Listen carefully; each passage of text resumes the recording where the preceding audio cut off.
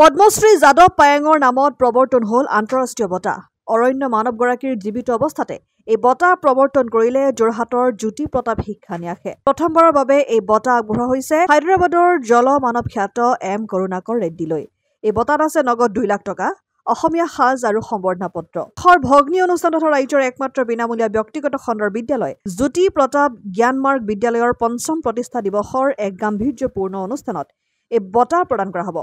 অৰণ্য মানৱ যাদৱ পায়েং আৰু বঁটা প্ৰাপক এম কৰুণাকৰ ৰেড্ডীক লগত লৈ শনিবাৰে বিয়লি এক সংবাদমেল সম্বোধন কৰি এই কথা সদৰি কৰিলে সচিব বিশিষ্ট সমাজসেৱক প্ৰতাপ শইকীয়াই। জীৱিত কালত এইদৰে আন্তঃৰাষ্ট্ৰীয় বঁটা প্ৰৱৰ্তন কৰাৰ বাবে পদ্মশ্ৰী যাদৱ পায়েঙে ধন্যবাদ জনালে।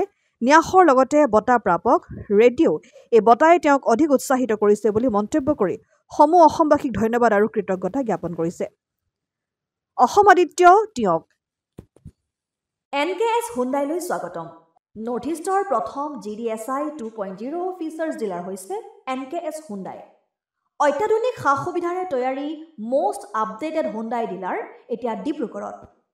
আমাৰ NKS হুণ্ডাই ডিলাৰত open sales consulted room, customer ৰুমৰ লগতে পুৰণি গাড়ীৰ এক্সচেঞ্জ ফেচিলিটিও ৰখা হৈছে।